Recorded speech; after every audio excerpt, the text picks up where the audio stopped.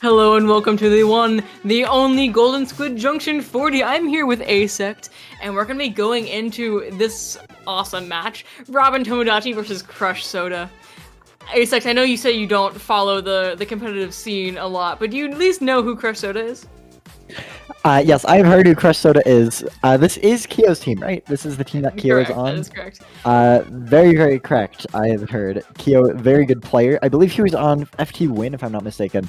Oh, you really don't know. Wow. I mean, I'm just saying, it's not easy to find the history of the scene, especially if you're not like super into like all the drama and all the teams and all that kind of stuff. But I mean, yeah, Kyo was on FT1, really an absolute hallmark player, and just still a phenomenal player on his own, very successful in whatever he does in terms of this game, and that just is proven by Crush Soda. Crush Soda, I believe, is one of the teams that is going to be going to PAX, but Robbe and Tomodachi is not a team to sneeze at. They are an absolutely deadly pickup.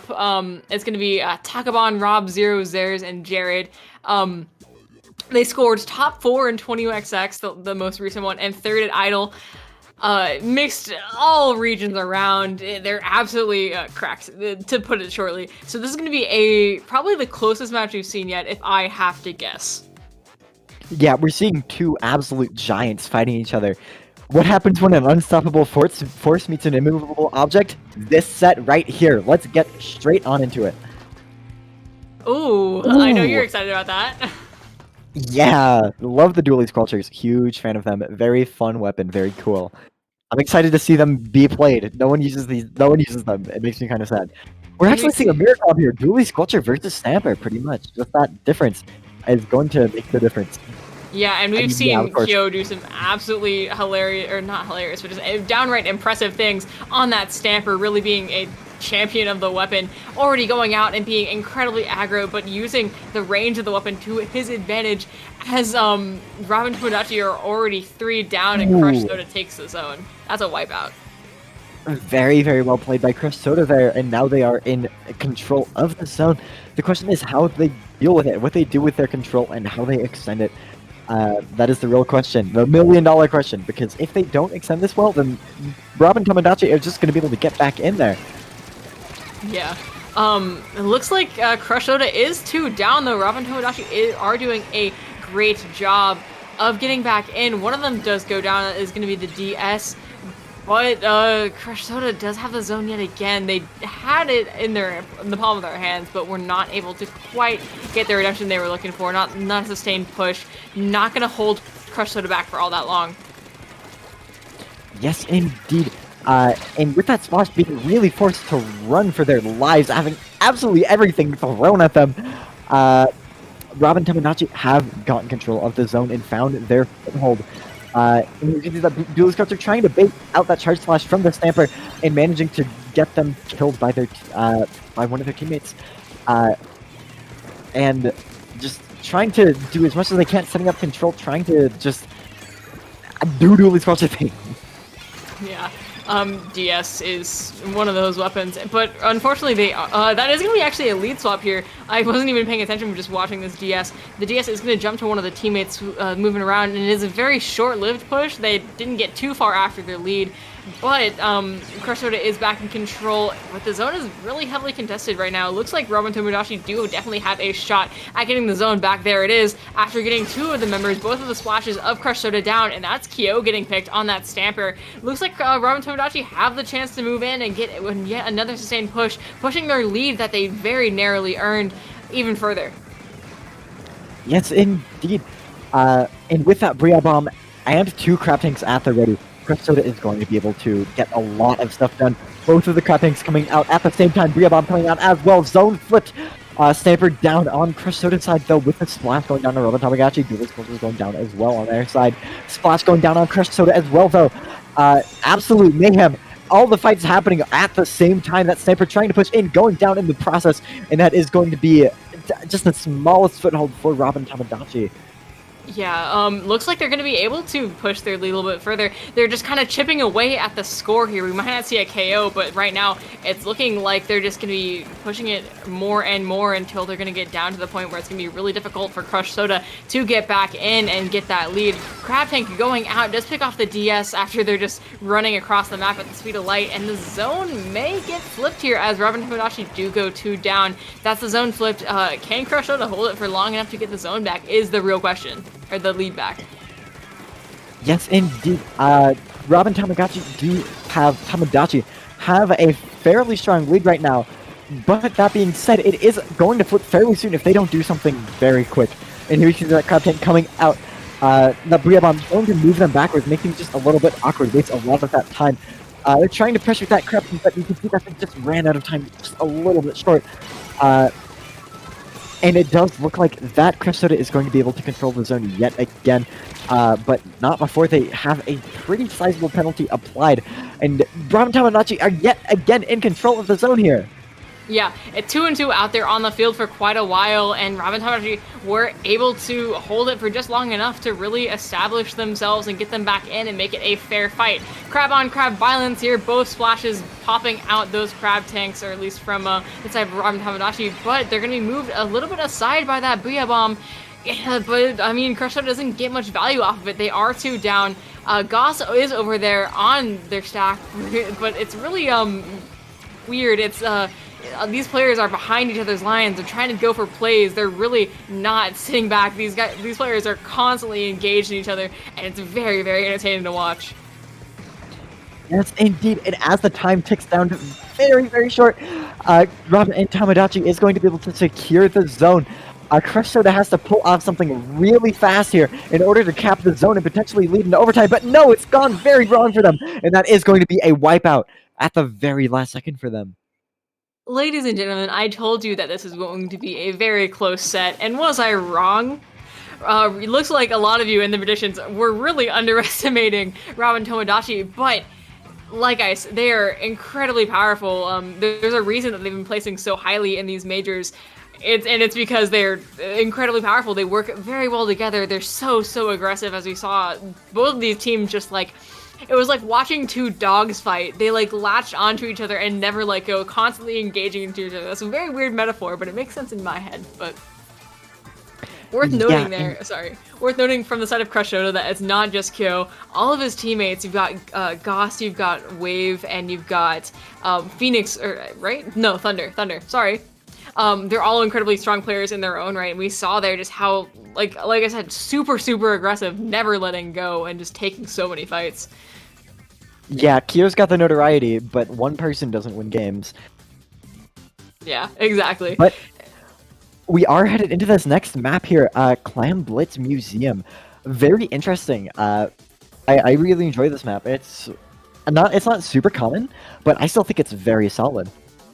Yeah, it's on our team, at least you know, the team that ASEC coaches, we all love this map just because it's so interesting to play on. You get control of the plat, but it's so open yet so crammed with the spinner there, kind of dividing it in 2. You can get on top of it, and that's incredibly powerful, but it's also a very powerful defensive position, and so it just leads to a lot of interesting fights. It leads to a lot of just using your resources effectively, and we're gonna see how these teams use it as they bring out the dual switchers yet again, but also the brush. Ooh. Oh, in the Brush Nouveau, that's really weird to see. Oh my god, that's You don't see that so too often. And oh my god, the duelist cultures are... The Brush is already there, trying to pressure that flank, making absolute chaos instantly. And you can see the duelist cultures trying to back them up just a little bit, but they do go down to Tri-Slaughter, I believe. But Kier does go down yet again to the Crab Tank from Zers. Yet another Crab Tank is coming out from Thunder. Crab Tanks left and right, literally. And Jerry does go down on the DS as well, with Rob on the Brush sitting in mid going down as well. It is an absolute team deathmatch in mid right now. Yeah, no, this is exactly what's entertaining about these teams. They always are just trying to get behind each other, always trying to get into advantageous positions to just catch each other off guard because they know that in a one-on-one fight, they're all very talented players. It's not going to go well. But already, Crush Soda getting into Robbe and Tomodachi's base, but they're 2 down. They don't exactly have the numbers for a sustained push, but they get it in anyway. Unfortunately, though, it looks like they might be forced to back off here, not going to be able to capitalize much on that basket break. Yes, indeed, and it does look like Robbe and Tomodachi is going to be able to already take control of mid off of that small amount of control here, with Jared on the DS trying to get some value, trying to get some picks here, but they do end up going down, with Kyo pushing into mid, potentially going to get the pick on this brush, but no, the brush actually doesn't, they don't find the brush. I don't even know what's happening. People are going down left and right, 2 down on Robbe and Tomodachi. With 1 down on Crush Soda, they could potentially get a bit of control of mid here, especially with that crab tank coming out from both sides, though. That wave breaker is also going to complicate things. So much stuff is happening left and right. This is breakneck speed gameplay right here. It's so hard to parse. Already Bond Machine there on the side of Robbe and Tomodachi behind. So is Rob over there on the ink brush.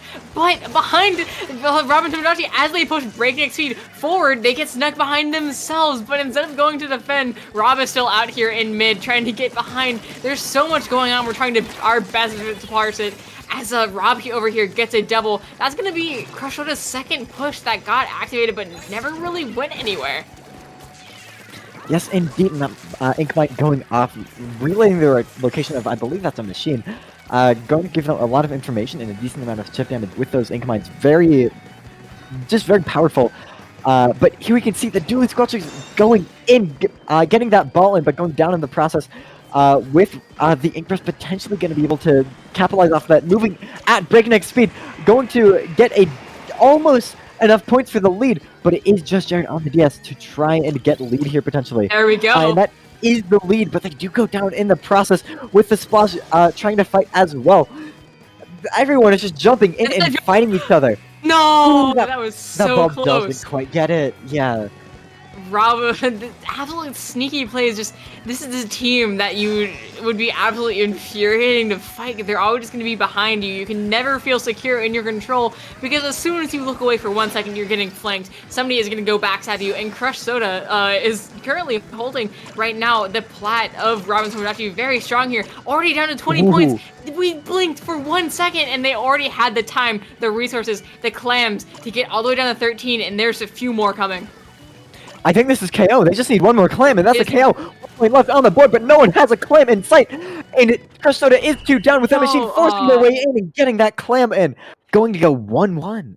This is some of the most entertaining gameplay I have seen in a while, man.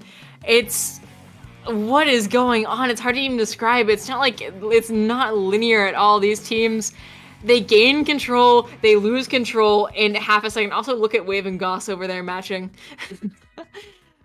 Yeah, they all have matching splash tag. That's really good. That's dedication. But, yeah, that's dedication. And I saw 3 of them with that top 10 X rank badge. That is a Giga Chad intimidation to just go against a team seeing in that victory screen 3 top 10 players. People say that solo queue doesn't matter, but in order to be top 10 in solo queue, you have to be a player that is cracked out of your mind to be able to, carry that effectively, to be able to make the team plays that with people that you can't even communicate with. It's something. It's noteworthy. It may not matter at the lower levels, but when you get up to those, really insanely high powers, it does matter. It's a proof that you are a solid player. Yep, some people say that the fact that you can just go farm 3-2s and infinitely climb, and as long as you can win your 3-2s against top 500 players, then your power will go up. But that also means you have to consistently win your 3-2s against top 500 players every single time. Because if you lose even one of them, you can get devastating point losses. Yeah. It's a true test of consistency. How consistent can you be in terms of playing with the worst? In solo queue sometimes it's like, okay, my team is 2 E leaders and a Hydra, and me here sitting on the splash or whatever, and I have to win against. I have to win. I have to deal with it. The consistency is absolutely off the charts to be able to pull that off over and over and over again. But that's enough about X rank, though. We're gonna get into this next match really soon, and it's gonna be on Splatzone's Hagglefish, which is gonna be something incredibly interesting, I think. Yeah, this is kind of an instant classic. As soon as this map was added into Splatoon 3, everyone was all over it. This is just definitely the best original map they've added to the game by far. Yeah, and I don't know though. It's really interesting. We see Wave returning to their main, the E leader, on a map that really works well with it. But it's a map where it can be a really big stall fest in mid until one team gets an advantage. But I have a feeling that with these teams' very breakneck playstyles, that might not happen. We might be seeing something real interesting here as crabs are already popped, Wave is already really far forward, and one is already down at Crush Soda. Yeah, and I think it's really interesting. Robbe and Tomodachi, all of their lines, all of their weapons are so short range. That is confident. You don't have anything to fall back on. If you die together. And in Splat Zones, that can be absolutely devastating. So they have the confidence to know that they can win that team fight. Because if they don't, then they will potentially wipe here. And having the confidence to do that against Crush Soda is absolutely insane. And we've just seen Rob here on that ink rush, something that you don't see in comp all that often, absolutely tear it up on this rush, being just a tick in Crush Soda's side this entire time. And as we go further and further into it, it's looking like Crush Soda is having a hard time getting a foothold here, already all the way down to 40 points, and they haven't capped the zone yet. It might come soon though. Robbe and Tomodachi are 2 down.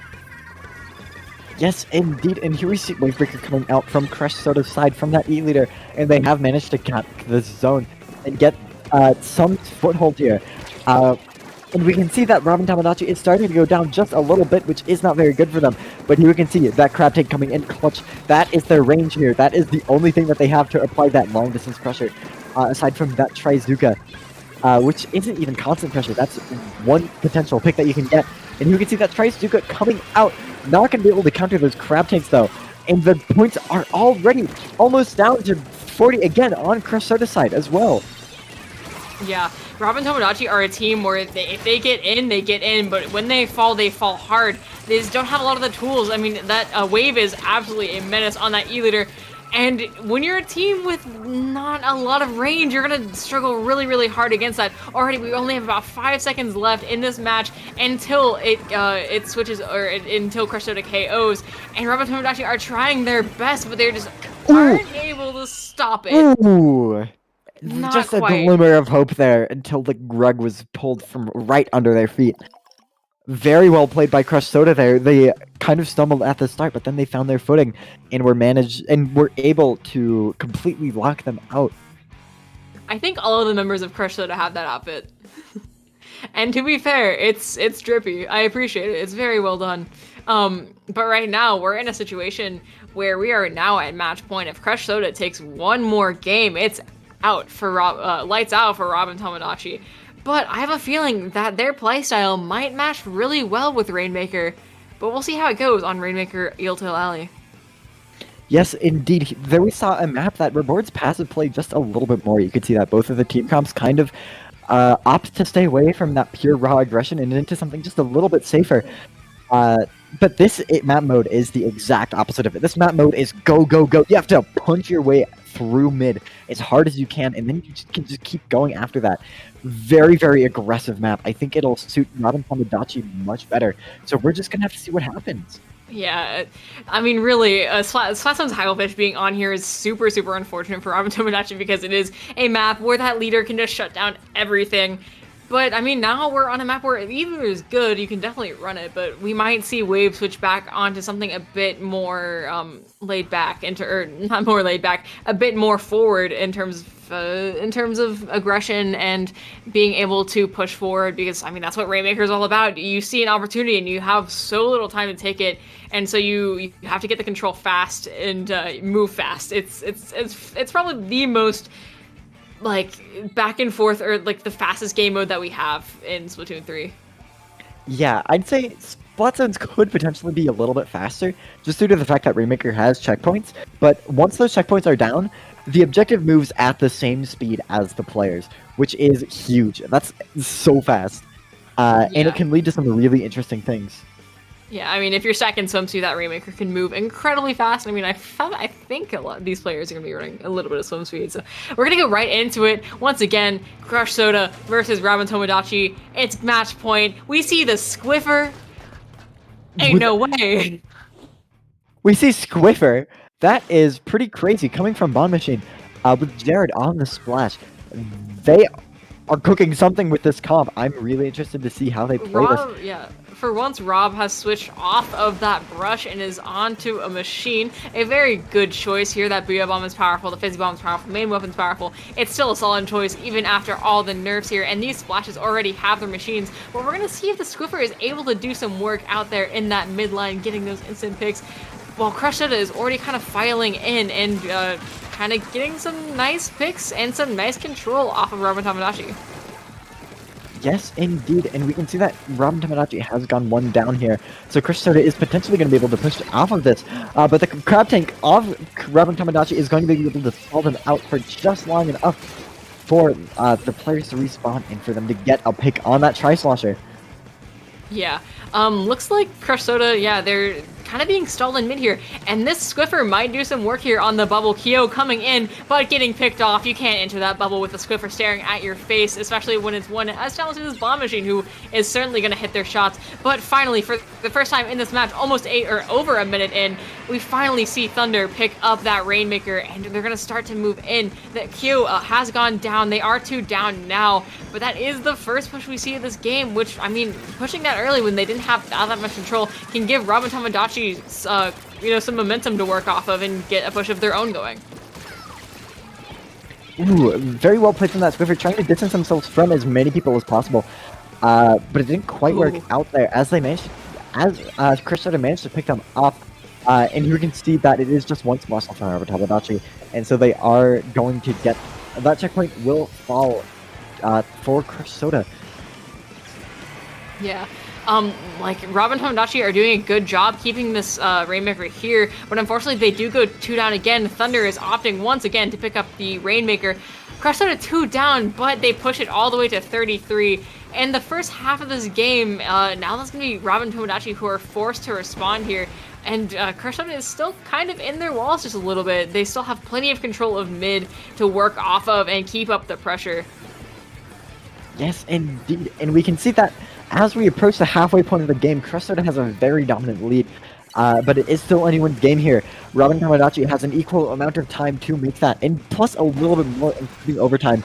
And you can see Crab Tank coming up from Crush Soda, trying to stall Robbe and Tomodachi just a little bit here as Kyo picks up that Rainmaker.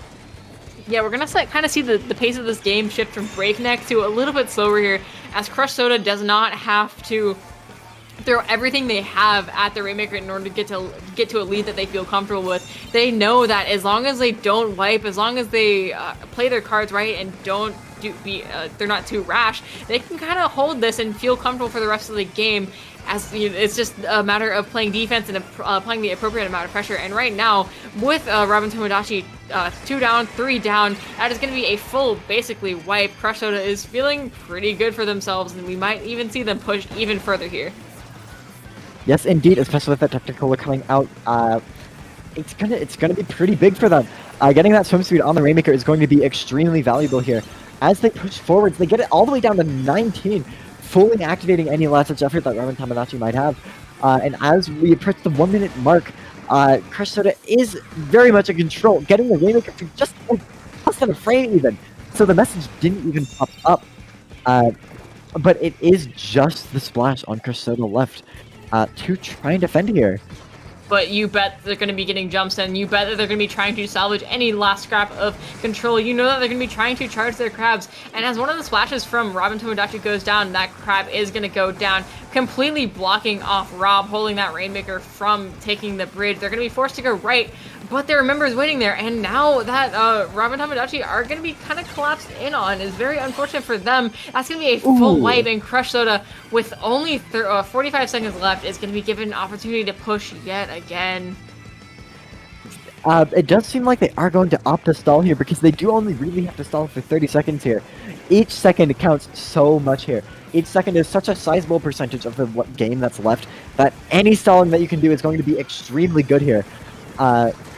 especially with Kyo grabbing the Rainmaker and then going down. That's just going to stall even more. 20 seconds left for Robbe and Tomodachi to get enough control to grab that Rainmaker, and that is going to be a wipe, and that is going to be the nail in the coffin for Robbe and Tomodachi, with Crush Soda taking the game 3 unless they can pull out an absolute miracle here. But was that a drip pick? I see them taking a drip pick. Ooh, that's kind of dirty. BM, They're well BM, deserved. But that is well deserved. Yeah, Robbe and Tomodachi, like we said, absolutely not a force to be reckoned with. Super powerful. We just saw how aggressive they went here. But I mean, switching off to the Swiffer, I'm not sure if that was the move there. It just seems like they weren't able to play as aggressive as they had been in the past. And on a mode like Rainmaker, it just cost them so much. But with that amazing set, I finally figured out a good metaphor. It's like, you know, in the cartoons where it enters a fight and like it's just a puff of cloud and you see arms and like that, but with like burst bombs and stuff thrown out. That's what this set was like. It was absolutely amazing. But that is gonna be it from us. Yeah. Yeah, that's gonna be it. Where can these people find you? You can For real find this me. time. For real this time, not like actually. This is gonna be me, Twitter and Twitch, Weave Slider, like Reef Slider, but with a W. Asect, where can they find you? I'm Asect, ACECT on YouTube, and Asect with 4 T's on Twitter and Twitch. And I have been taking a break from streaming for this week, but I should get back into it soon. Potentially doing some coach streams or, I don't know, something else. But yeah, thank you guys for having me so much. Very fun to get to commentate with you. Unfortunately, that Pinky couldn't be here though. Broken Pinky, not the other one. We'll have fun without him. Yeah. Yeah. But yeah. See you guys later. Very fun set. Don't go anywhere because this tournament is going to be right back. Yeah, See ya. I know I'm going to be watching. See y'all later.